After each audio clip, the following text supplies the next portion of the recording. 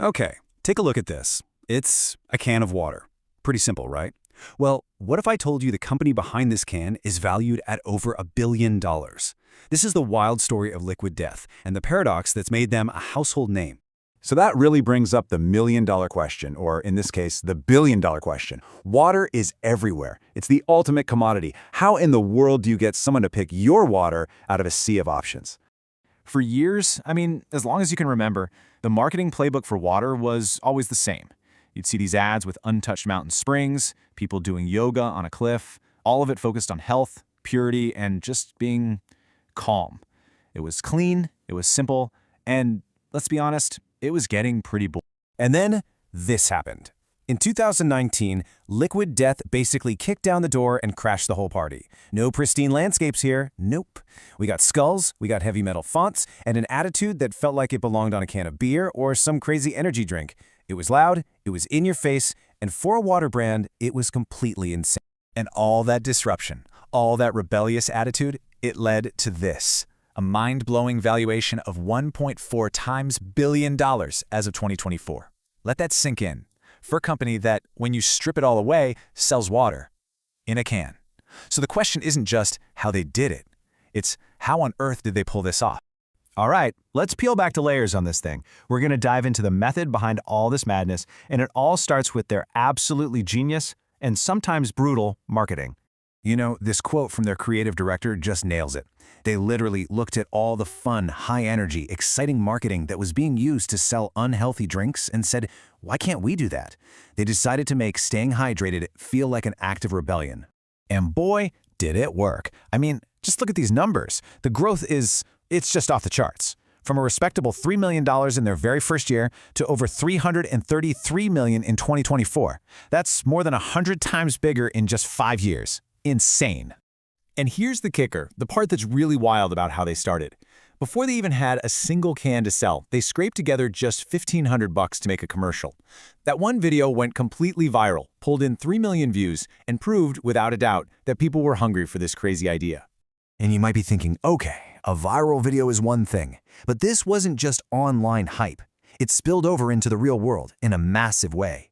The brand exploded into retail, going from just 16,000 stores in 2021 to over 133,000 by 2024. People weren't just watching the videos. They were walking into stores and demanding the product. Okay, so killer marketing, check. But, that can only take you so far. The real secret sauce, the second piece of this puzzle, is the fiercely loyal, almost cult-like community they've managed to build. These aren't just customers, these are fans, die-hard fans. So who are these people, exactly? Well, take a look. It's overwhelmingly Gen Z and millennials. You're looking at a combined 80% of their base right there. These are demographics that are tired of polished corporate brands. They want something that feels authentic, bold, and a little bit dangerous.